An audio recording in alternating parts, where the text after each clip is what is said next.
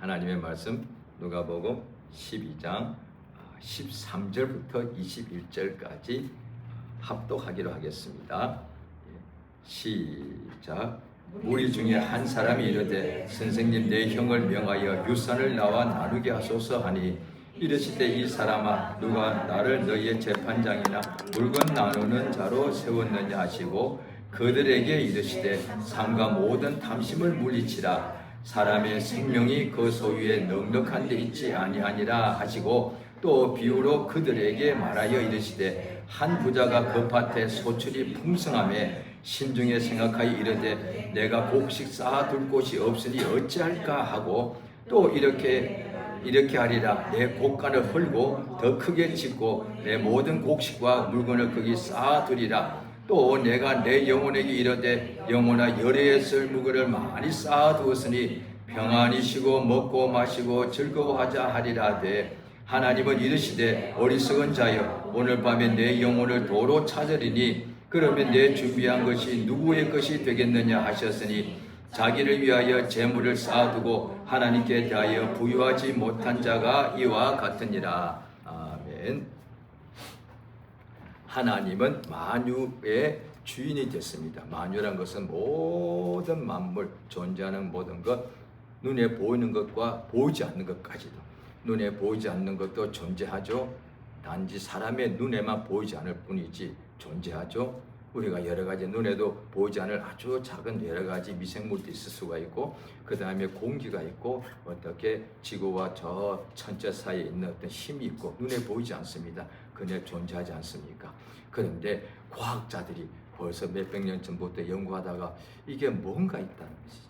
눈에는 보이지 않지만, 잡을 수도 없지만, 그 과학자들이 그래서 인류 역사상 가장 머리 좋은 사람들 중에 한 0.01%에 들어간 사람들이 있었죠. 그들이 머리가 좋으니까 계속 고민하고 생각하는 거예요. 그러니까 머리 꼭 좋은 것이 꼭 좋은 것만 아니죠. 고민을 남 못 보는 것을 생각하게 되니까. 그러다가 이 뭔가 힘이 있다는 것이지. 왜 저 사과가 밑으로 떨어지냐 이거지. 그건 아무도 생각 안 한 거잖아요. 그런데 그 수많은 한 명이 왜 그럴까? 그러다가 그냥 이러죠. 그런데 더 생각하는 거죠. 뭔가 있을 수 있다. 자, 그럼 그런 이야기들 우리가 알고 있지 않습니까? 그러니까 만유는 만물 하면은 주로 눈에 보이는 것들이죠. 근데 만유 하면은 만물 더하기 보이지 않는 것까지 다 포함한 모든 만물의 주인이 되십니다. 그러니까 하나님께서 이 만물이 우주만 해도 상상 못하게 크지 않습니까? 그런데 하나님이 이 우주의 주인이라고 성경에 나와 있다는 것이죠. 그러니까 하나님이 누구시냐? 만물을 만드신 창조자이면서 우리 한국말로는 그냥 창조 또 주라고도 표현해도 더 좋습니다. 창조자인 동시에 주인이다 그러죠. 조물주. 우리 하나님은 모든 만물을 지으시고 그 모든 만물의 주인이 되십니다. 따라서 우리도 주인이 있는데 하나님이 우리의 주인이라는 것이죠. 내가 나의 주인 같지만 그렇지 않은 것이 불과 한 100여 년 전까지만 해도 세상에도 주인이 있었습니다. 지금도 어떤 나라는 주인과 종의 관계가 있는 걸로 알고 있습니다. 똑같은 사람인데 그 사람이 주인이고 또 어떤 사람은 주인보다 더 머리도 좋고 신체도 더 건장하고 뛰어나 일도 잘해. 그렇지만 그 주인의 종이 소유물이다. 지금도 지구상에 어떤 나라는 있는 걸로 알고 있습니다. 그러니까 눈에 보이는데도 각 사람이 자기가 주인이 아니에요. 자기가 주인인 또 다른 사람이 있다는 것이죠. 옛날로 치면 왕 이런 사람이 되겠죠. 지금 이제 우리는 민주주의가 돼가지고 그 민주주의란 한자말 뜻 자체가 백성이 주인이라는 뜻이잖아요. 백성 민자 주인 주자. 그러니까 한 사람 한 사람이 이 백성이 국민이 자기가 주인이라는 뜻이거든요. 이 나라의 주인이 누구냐? 내가 주인이라는 것이죠. 이거 엄청난 거잖아요.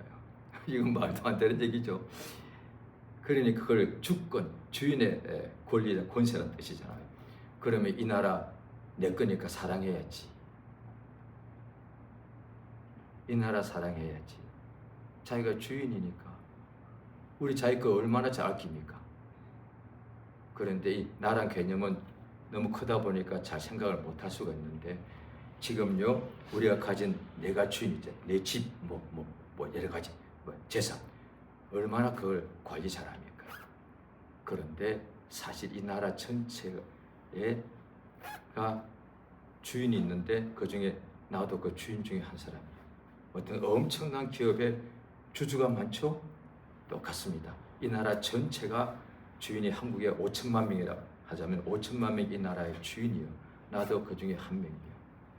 그러면 이 나라를 어떻게 내가 잘 아끼고 관리할지를 알게 되는 거지. 이것을 잘 알면 참 여러 가지 우리가 삶에 많은 것이 있는데요. 자, 보십시오. 오늘 본문을 보시면은 예수님께서 하신 비유가 이 복음서에 다 공통적으로 나와 있는데, 누가복음은 이것이 조금 더 그때그때 이렇게 자세하게 되어 있는데, 오늘 본문을 보십니다. 오늘 본문 누가복음 12장인데요. 12장 13절입니다. 자, 12장 13절을 읽겠습니다. 같이 읽습니다. 시작. 무리 중에 한 사람이 이르되 선생님 내 형을 명하여 유산을 나와 나누게 하소서 하니 14절 있습니다. 이르시되 이 사람아 누가 나를 너희의 재판장이나 물건 나 세워. 이까지만요. 예수님 앞에 많은 사람들이 와서 여러 가지 자기가 필요한 것을 예수님께 기도했죠. 구했죠. 그 예수님이 거의 대부분의 것을 응답을 주시지 않았습니까? 문둥병자 예수 앞에 나오니 예수님이 그 문둥병자 원하는 대로 고쳐주시고, 어떤 사람은 소경인데다가 거지였다고요. 이름이 바디메오라고 되어 있죠. 이 사람이 예수님께 나와서 뭘 구하는데 예수님께서 무엇을 구하느냐 물어봤습니다. 거지니까 당연히 돈을 구할 줄 알았는데 그러지 않고 눈뜨기 원합니다 하니까 예수님께서 원대로 될지어다 이랬단 말이에요.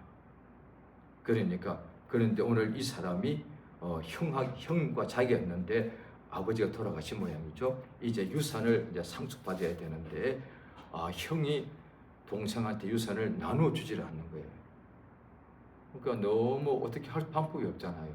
그래서 예수님에게 찾아와서 예수님, 우리 형한테 나한테 그 몫은 내 것이니까 형이 내 유산을 나한테 나누어 주라고 명령해 주십시오 라고 했단 말이에요. 그런데 예수님이 성경을 유심히 보면은 거의 대부분의 예수께 기도할 때 예수님이 거절한 적이 없거든요. 어떤 예수님께서 아기들이 있는 부모님이 아이들을 갖다가 어린 아이를 예수님께 보내어서 예수님이 축복기도 해달라고 할 때에 제자들이 그 막았습니다. 왜 어린 아기를 예수님한테 이렇게 예수님께서 아이들이 내게 오는 것을 막지 말라 그랬습니다. 이 아이들이 천사가 하나님을 뵙는다고 그랬습니다. 그러니까 어른들의 천사라고는 성경에 나와 있지 않습니다. 아이들, 예수님이 직접 하신 말씀이니까 우리는 그거 할 방법이 없잖아요. 예수님은 하나님이시니까, 예수님은 다 알고 계시니까 아이들의 천사가 있다는 거지. 아이들의 천사가 있어서 항상 하나님께 아이 사이를 왕래한다고 되어 있다. 그러니까 하나님께서 아기들을 지켜주시는 것을 알 수가 있다는 것이죠. 참 얼마나 안 그러면 어린 아기들이 온전히 자랄 때, 어린이 될 때까지 얼마나 온갖 종류의 어려움이 있겠습니까? 방해가 있겠습니까? 어른 돼서도요, 사는 것이 힘들어가지고 좌절하고 쓰러지고 그러는 방법인데, 마음이 병들고 몸이 병들고 근데 삶이 완전히 병들고 어른인데도 왜 이 세상에 사망이 엄청난 골짜기니까. 그런데 아이들이 무슨 수로 그렇게 여기서 생존하겠습니까? 불가능이거든요. 그런데 하나님의 천사가 당연히 도와주러 왔겠죠. 성경에 글이 됐는데, 그런데 오늘 이 본문에서는 이 사람이 기도를 예수님이 단번에 거절합니다. 어떻게 좋게 말씀하신 것도 아니에요. 단번에 이 사람아, 내가 당신의 재산 나누는 사람이냐? 왜 나한테 우리 집의 재산을 나누어 달라고 나한테 말을 하냐 이거지. 오늘날에 우리가 살면서 신자들이 이런 기도할 수 있는 일이 있을 수 있단 말이죠. 뭐 유산 문제든지 회사 문제든지 충분히 나올 수 있단 말이에요. 그걸 하나님께 기도할 수 있단 말이죠. 왜? 답답하고 너무 나한테 절실하고 필요하다 보니까. 그런데 오늘 본문을 보면은 그거는 기도할 필요가 없어요. 응답이 아차 안 되는 거니까. 그러니까 재산 어떤 분할 이런 것에 대하여 그런데 이런 기도할 수가 있을 거라고 봅니다. 왜냐하니 가끔씩 교회가 어느 정도 규모가 크면은 이제 교회가 이제 세상에서도 재산이 있기 마련이니까 부동산 등이 있죠. 그런데 교인끼리 거의 두로 이렇게 분열이 될 수 있지 않습니까? 그러면 그것 가지고 결국은 법정에 가서 소송을 하게 되는데, 그러면 재산 분할 소송이 반드시, 지금도 현재 대한민국에도 재산 분할 소송 중에 있는 교회들이 적지 않을 것 같습니다. 자, 그럼 어떻게 되느냐? 그 분할할 때 양쪽 교인들이 다 하나님께 기도하지 않겠습니까? 하나님 아버지, 이번 판결이 잘 되게 해주셔서 이거 하나도 저들에게 주지 않게 해주셔서 이렇게 기도하지 않겠습니까? 또 반대쪽은 하나님 아버지, 우리도 헌금해서 이게 이루어진 거니까 반은 당연히 우리 거니까 이번 판결에 주님이 판사의 마음을 움직여 주셔서 주님이 우리에게 온전히 이렇게 하게 해주시옵소서. 그래서 우리가 만약에 재산의 반을 우리가 판결을 통해서 우리가 받는다면 우리가 그것 가지고 우리가 나눠 먹는 것이 아니라 우리가 또 교회를 세우려고 그러는 거니까 맞지 않습니까? 이유가 어떻게 보면 굉장히 타당하지 않습니까? 그렇게 기도할 거라고 저는 생각합니다. 그러면 하나님께서 뭐라고 하시겠습니까? 내가 재산 나눠주는 사람이냐? 내가 재판장이냐? 하시면서 왜 그렇게 하셨는지 그 다음 절에 나옵니다. 자, 보십시오. 15절은 본문 15절입니다.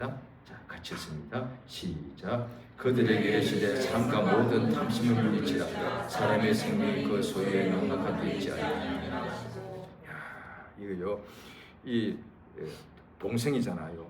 동생이 어떻게 보면요, 형한테도 엄청난 손해 입어서 자기 앞으로 살 길이 막막하잖아요. 왜? 상속 못 받았으니까 살 길이 막막한데 예수님에게 의지했더니 예수님도 단번에 거절하니까 나 답답하잖아요.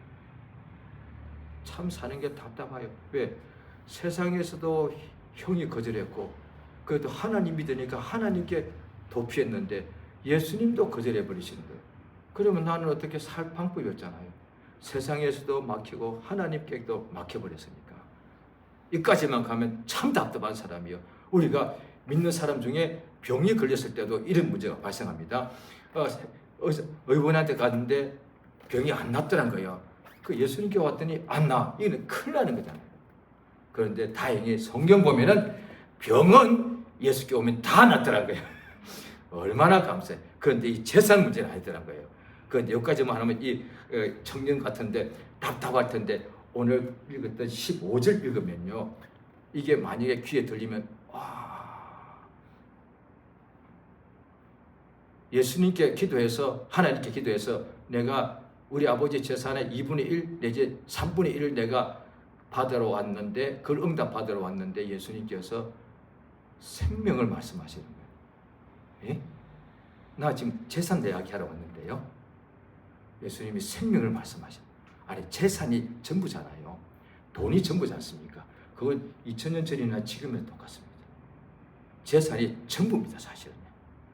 그래서 그것 때문에 목숨을 다하여 그 재산을 모으는 것이고 또 재산이 있으면 목숨을 다하여 그 재산을 더 지키는 거 아니겠습니까? 그건 그때나 지금이나 똑같습니다. 앞으로도 아마 똑같을 거예요. 예수님 오실 때까지는. 사람의 몸에는 가장 중요한 것이 이게 이어서 또 나오거든요. 양식. 이것이 그렇게 중요하다는 것이죠. 그게 그렇게 중요하기 때문에 자 보십시오. 오늘 또 본문에 보시면은 그 다음에 그 사람 이어서 예수님이 또 설명해 주시죠. 16절에 비유로 설명해 주시는데 한 부자가 있었습니다. 이미 부자예요. 그런데 이 부자한테 또 곡식이 더 많이 생겼어. 있는 자가 이렇게 되듯이 이미 이 사람 부자인데도 또 이번에 밭에서 곡식이 소출이 엄청나게 나왔습니다. 그 밭에 소출이 풍성하다 16절에. 그래서 그가 고민하기를 이거 어떻게 쌓아야 되냐. 옛날에는 곡식이니까 쌓아두고 지금은 이제 은행에다 쌓아두면 되죠. 그 은행에다 말 그대로 그 저축이잖아요. 한자말 그게 저축이잖아요. 저축이라는 단어가 그게 쌓아 놓다는 뜻이잖아요. 그게 저축이라는 한자 말이 쌓아두다는 곳이잖아요. 어떤 창고에다가 쌓아두다, 이것이 저축이거든요. 그러니까 은행에다가 재산을 쌓아두는 거잖아요. 그때도 똑같았습니다. 이 사람이 너무 많은 거예요. 지금도 아마 그럴 것 같은데요. 지금도 충분히 부자인데도 갑자기 또 엄청나게 재산이 많이 들어와서, 그러면 지금도 제가 볼 때 똑같이 고민할 것 같은데요. 이거 어떻게 다 해야 되지? 그러면 지금까지는 은행 하나에다가 쌓아뒀는데 더 많아지면 제가 알기로 아마 지금도 그럴 것 같은데요. 다른 은행에다가 또 분할해서 쌓아두죠. 아마 그럴 것 같은데 지금 너무 똑같아요. 지금까지 한 은행에다 엄청나게 쌓아뒀는데 이제 더 많이 몇 배로 더 발생했네. 이 재산이. 그럼 어떻게 이 한 은행에다 다 모기는 그러니까 그 다음에 큰 은행이 몇 개 있으니까 나누어서 다 이렇게 그러지 않겠습니까? 뿐 아니라 그 외에 제가 설교 시간에 더 이상 말 안 하겠습니다. 은행 위에도 또 다른 또 쌓아두고 많죠? 그렇게 할 것 같습니다. 여기도 똑같아요. 창고를 더 크게 해서 가득 쌓아뒀단 말이에요. 그 다음에 어떻게 하는지 보십시오. 자, 19절 같이 있습니다. 시작. 또 내가 내 영혼에 이르되 영혼아 여리에 쓸 물을 많이 쌓아두시니 평안히 쉬고 먹고 마시고. 지금도 부자들 똑같이 이렇게 말할 겁니다. 2000년 전에 지금이나 그때나 지금이나 사회가 다르고 문화가 다르고 혈통도 다른데 인종도 다 다른데 너무 똑같지 않습니까? 인간은. 왜? 육체는 똑같으니까. 그때 사람도 밥 먹여 살았고 지금도 밥 먹여 살고, 그때 사람도 옷 입어야 살고 지금도 옷 입어야 살고, 그때 사람도 잠자야 살고 지금도 잠자야. 이거는 육체에 가장 필요한 것은 똑같으니까. 재산을 더 이미 부자인데도 이제 더 필요 없어요. 아니 또 오면 더 쌓아도 더 많게 그 엄청나게 쌓아두고, 여기에 보면은 여기에 오늘 본문에 그 밭에 소출이 풍성함에 이렇게 이 보면은 그 다음에 예수님 말씀에 15절에 소유가 넉넉한데, 이거 보면 원어에 보면은 재산이 차고 넘친다는 뜻이. 재산이 차고 넘친다고 돼. 원어가 넉넉하다는 뜻이. 재산이 아주 차고 넘친다는 거예요. 그래도 생명이 있는 건 아니다는 것이. 그런데 지금도 재산을 여러 군데 가득 은행마다 그냥 내 재산이 꽉꽉 차 있어. 그러면 이제 마음속으로 생각하기를, 야 이제부터 먹고 마시고 즐기고 누리고 쓰자 이러자. 지금도 똑같을 거단 말이에요. 마음속으로. 그게 예수님께서 하신 말이 틀렸다고 하지 않았습니다. 예수께서 이 사람의 재산 나누어 달라고 할 때는 그거는 예수님 거절하셨고 그걸 틀렸다고 하지 않았습니다. 나는 재판장은 아니다 그랬지. 내가 재산을 내가 나한테 와서 그런 기도하냐 그것도 기도하냐 이렇게 하지 않았다니까요. 단 예수님이 재판장이 아니라는 것이지. 그거는 재판장이 있으니까 거기 가서 이야기하고 예수한테 말하지 말라는 것이죠. 자, 그 다음에 또 이 사람이 이렇게 가득 쌓아놓고 이제 먹고 마시자 할 때 예수님이 틀렸다 하지 않았다고요. 성경 자세히 보시기 바랍니다. 예수님이 틀렸다 한 적 없습니다. 자, 20절 있습니다. 20절 있습니다. 오늘 본문입니다. 시작. 하나님은 이르시되 어리석은 자여 오늘 밤에 내 영혼을 도로 찾으리. 그러면 내 준비한 것이 누구시리까. 오늘 밤에 영혼을 찾아버리면 그게 어떻게 되겠냐. 이게 말씀하시는 것이지. 재산 쌓는 것이 얼마나 좋은 건데 왜 그걸 예수님 나쁘다고 한 적이 없어요. 그거 좋은 거잖아요. 그럼 가난이 좋은 거예요? 아니, 가난은 나쁜 거지. 부유한 것이 좋은 거예요. 무지한 것이 좋은 거예요. 그건 나쁜 거예요. 지혜로운 것이 더 좋은 것이죠. 그런데 그렇게 쌓아놓고 지식과 재물을 쌓아놓고 건강하다고 하면 사람들이 반드시 그때부터는 먹고 즐기지 않는다는 것이죠. 그런데 거기까지는 딱 맞다니까요. 글쎄 모든 사람이 지금도 똑같이 그렇게 산다니까. 신자의 그 대부분까지도, 불신자는 100%고. 그런데 오늘 밤 영혼이 떠나가면 어떻게 되냐고요. 지금 그 이야기 하시는 거예요. 오늘 밤 영혼을 도로 찾으려 돼서 이건 하나님이 하신다는 얘기잖아요. 하나님이 오늘 밤 내 영혼은 내가 어떻게 할 수가 없어. 재산은 내가 쌓을 수 있고 몸은 내가 관리할 수 있고요. 내가 몸에 있는 건강을 내가 매일 체크할 수 있고 내가 그건 할 수 있는데 내가 내 집을 어떻게 할 수 있고 내가 재산을 관리할 수 있어. 그런데 내 영혼은 내가 어떻게 할 수가 없어. 그런데 하나님이 오늘 밤 내 영혼을 불러 가신다는 거예요. 그러면 어떻게 되겠냐? 예수님이 그걸 알려줘요. 예수님만이 할 수 있는 말씀이잖아요. 오늘 밤 하나님이 너의 영혼을 도로 찾아버리면 그 쌓아놓은 것 누구의 것이 되느냐? 협박 아니잖아요. 왜? 부자도 어느 날 여기처럼 엄청난 부자가 있다 칩시다. 얼마나 죽기 싫겠어요. 그럴 것 같은데요. 그럴 것 같아요. 보통 사람도 죽기 싫겠지만은 부자는 진짜 죽기가 너무 싫을 것 같아요. 예. 이거를 내가 얼마든지 쓸 수가 있는데 이것에 내 가진 것에 10,000분의 1, 100만분의 1도 못 쓰고 내가 죽어야 되니 얼마나 억울한 거예요, 이게. 아마 그럴 것 같아요. 그럴 것 같아. 자, 오늘 본문에 보시면요, 또 성경 찾습니다. 구약 성경 전도서입니다. 구약 성경 전도서 12장.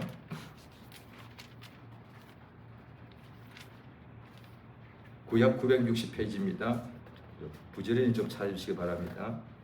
구약 성경 960페이지, 제 성경으로는 구약 960페이지입니다. 전도서, 시편은 찾기 쉽죠. 시편 뒤에 잠언, 그 뒤에 전도서가 있습니다. 전도서 마지막 장이 12장입니다.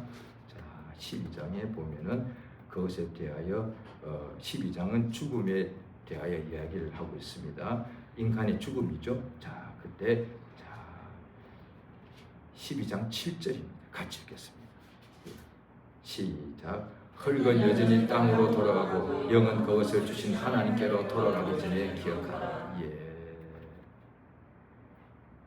흙은 여전히 땅으로, 이때는 당연히 누가 봐도 앞에 보면 이건 우리 육체를 말하죠. 육체는 흙으로 만들어졌으니까 모든 세상에 눈에 보이는 육체, 하늘의 새나 그 다음에 들의 짐승이나 간에 그 강력하게 사자와 호랑이도 몸은 흙으로 된다.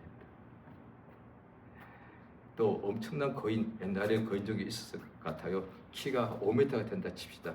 그 어마어마한 거인의 몸도 흙이에요. 흙으로 됐어. 왜? 죽고 나면은 썩으니까 전부 다 그 몸이 다 흙으로 다 돌아가더라는 것이죠.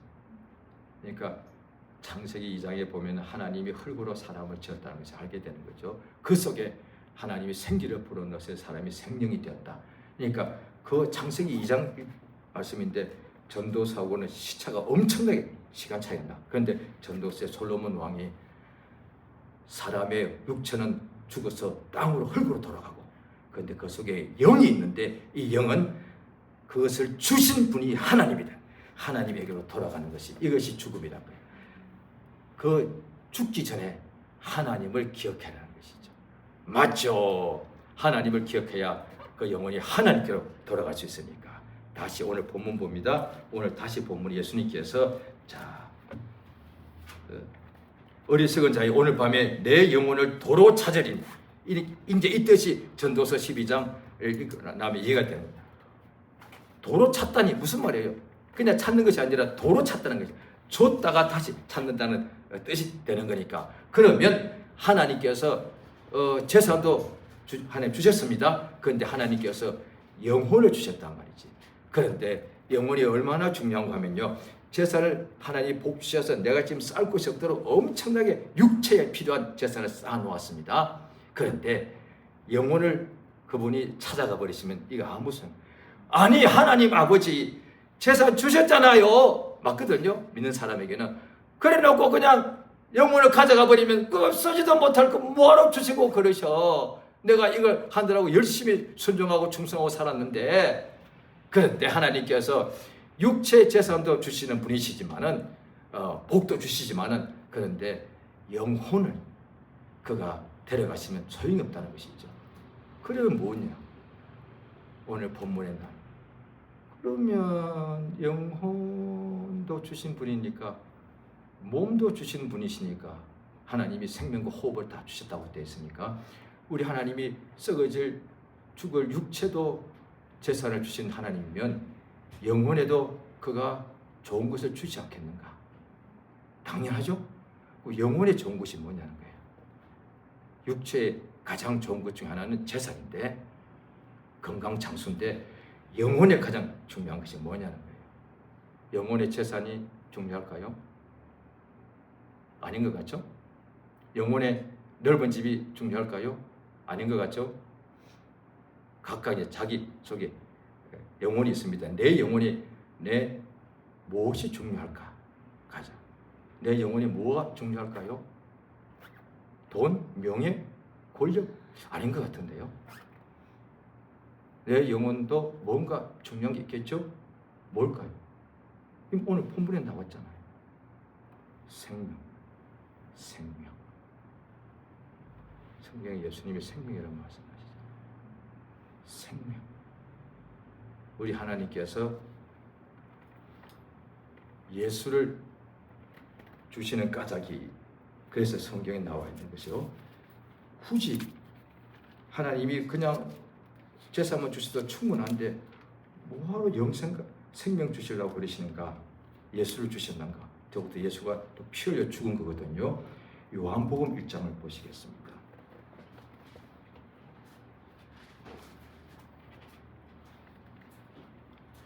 요한복음 1장입니다. 요한복음 1장 4절입니다. 같이 읽겠습니다. 시작. 그 안에 생명이 있었으니 이 생명은 사람들의 빛이라. 이 생명은 당연히 예수님에 대해서 이야기한 거죠. 자, 요한복음 14장을 보십니다.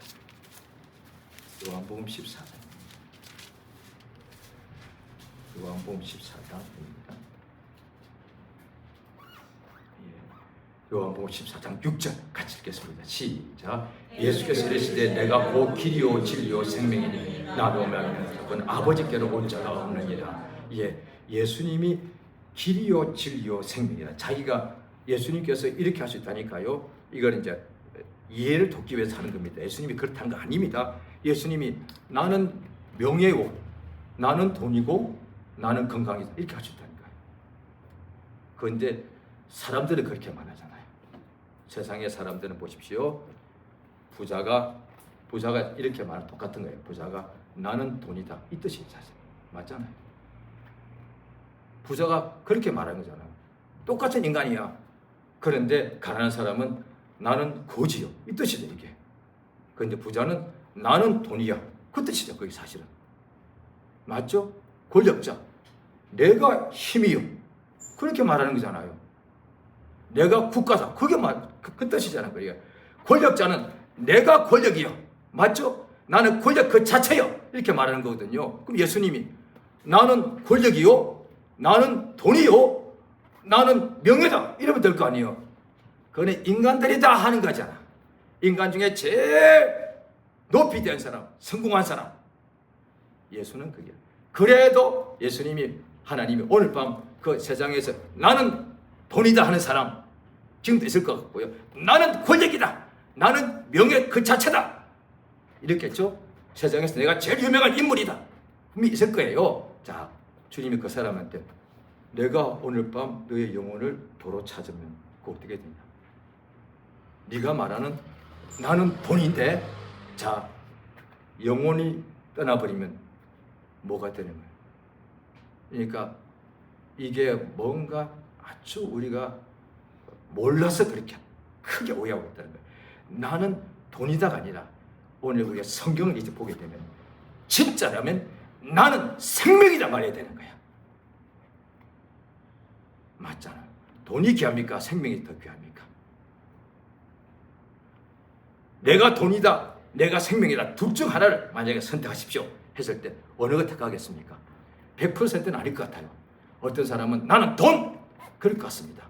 그런데 이건 제가 많이 물어봤습니다. 젊은 결혼하기 가까운 어떤 여자분들에게 결혼의 목적, 결혼의 조건 두 가지 딱 할 때 돈이냐 사랑이냐. 옛날은 말로는 사랑이다 합디다. 속은 돈일지라도. 예, 차마 말하기 좀 찜찜하잖아. 요즘 사람들은 제가 물어봤더니 한 30명 정도 물어봤습니다. 전 세계인들이었습니다. 그때 제가 그런 어떤 환경이 되었었습니다. 하나같이 젊은 20살, 25살짜리 사이에 있는 여자인데 전 세계에서 온, 아프리카도 오고 아시아도 오고 남미에서 오고 유럽에서 온 물어봤더니 저보고 표정부터가 약간 이렇게 이 사람이 무식하나 이런 표정 주면서 당연히 돈이지 이렇게 말합니다. 맞단 말이에요. 자, 이제 또 질문 드립니다. 돈이냐 사랑이냐. 지금 여기 있는 계신 분들도 솔직히 선택이 좀 쉽지 않을 것 같아요. 그러니까 머리로는 당연히 사랑이지 믿는 사람이니까. 그런데 현실은 사실 돈이잖아요, 그게. 자, 근데 그거는 선택이 좀 어려울 것 같다. 이제 오늘 말씀, 자, 돈이요 생명이요.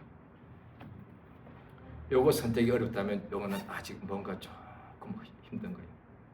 이 오늘 본문에 하면 어리석은 사람이에요. 진짜 어리석은 사람이에요. 돈이냐 생명이냐. 돈 하면 엄청나게 어리석은 사람. 당연히 생명이죠. 왜냐하니 돈이 많아도 생명이 없으니까 영원히 떠나버린다는 것이지. 그렇죠? 그런데 자, 예수를 왜 주셨는가 하니까 자, 오늘도 보시면 요한 1서를 보십니다.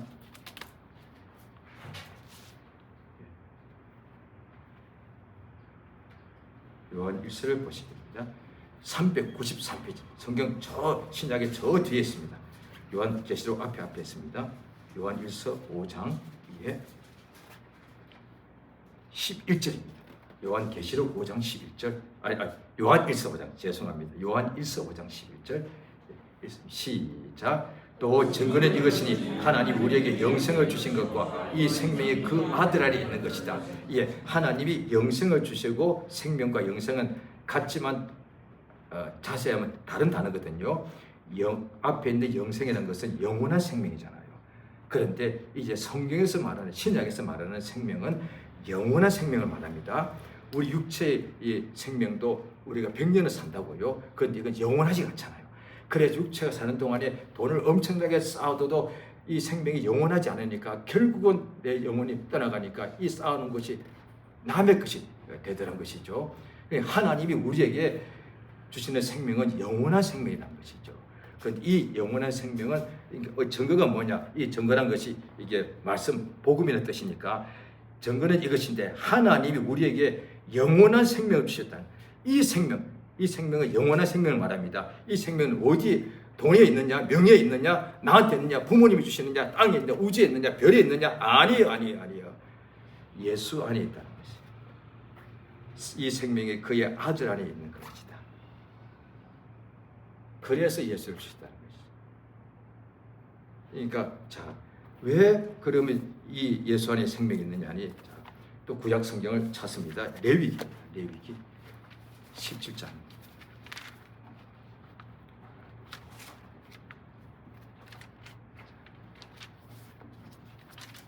구약 성경 출애굽기 바로 뒤에 레위기가 있죠. 자, 레위기 17장입니다. 173페이지.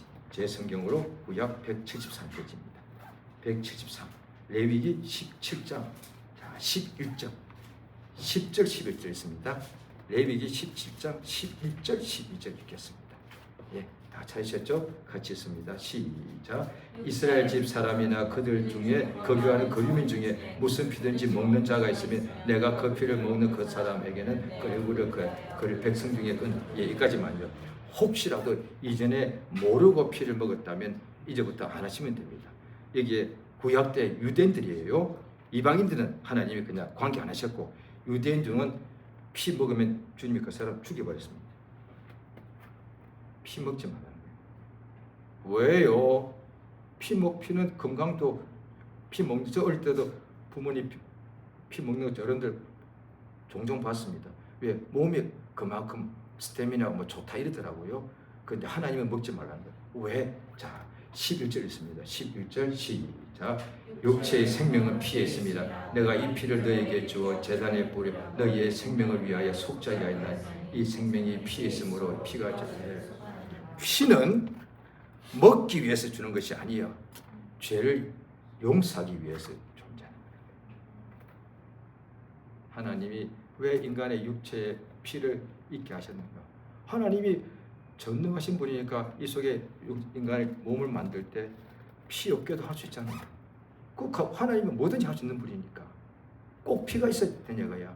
그런데 하나님 이 속에 피를 뒀다. 왜? 피 속에 생명이 있기 때문에.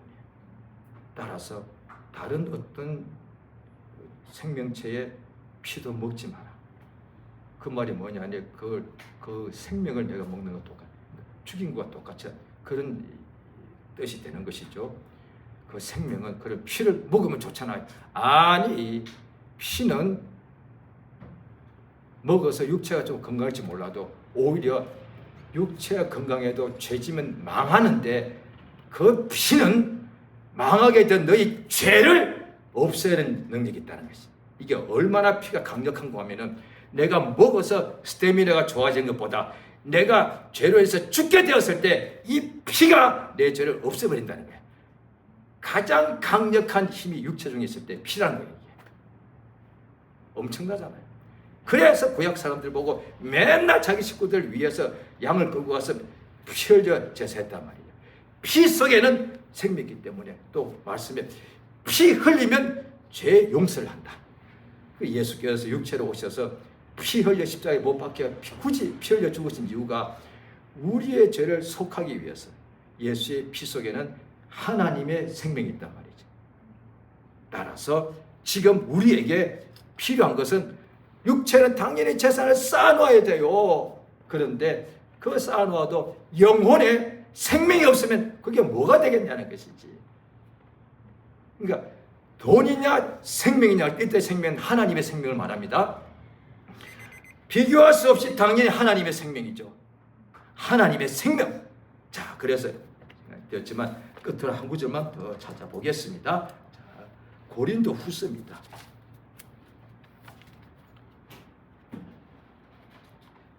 고린도 후서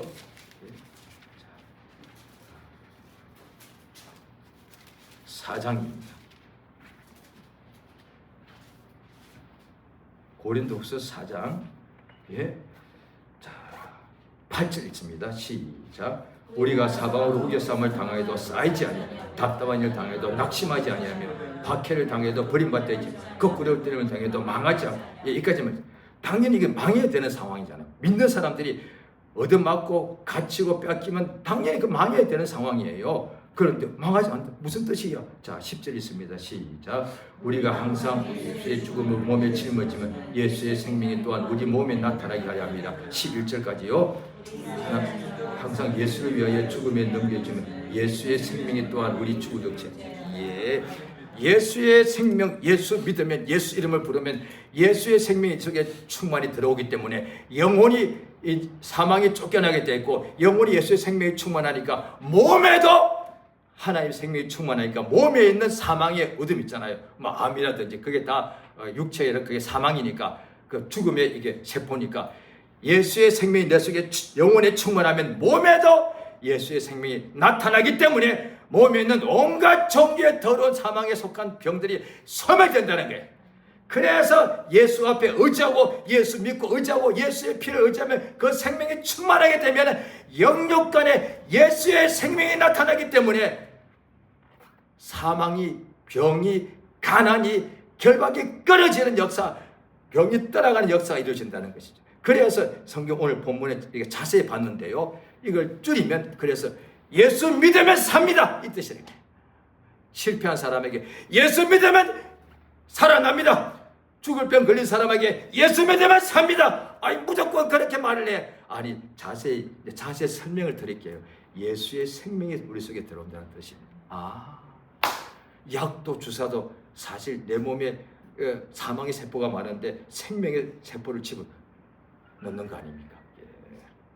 그런데 그것도 영원한 생명이 아니기 때문에 영원한 생명, 예수의 생명을 우리가 하나님께서 우리에게 선물로 주신다는 거예요. 죄인들에게 예수의 생명을 받으라는 것이죠. 이거 최고의 선물 아니겠습니까? 이 시간 기도하십니다. 기도하실 때 주여 참으로 소유가 아무리 넉넉해도 생명보다는 낫지 않다. 생명은 물질이 많아서 있는 것이 아니다. 오직 생명은 예수 안에 있기 때문에 예수를 믿고 의지하는 역사 있기 원합니다. 이 시간 다 같이 예수 이름 한번 부르고 기도하시겠습니다. 예수여 역사를 도우시 인도하시기 원합니다. 참으로 도와주시옵소서. 역사하시며 도우시기 원합니다.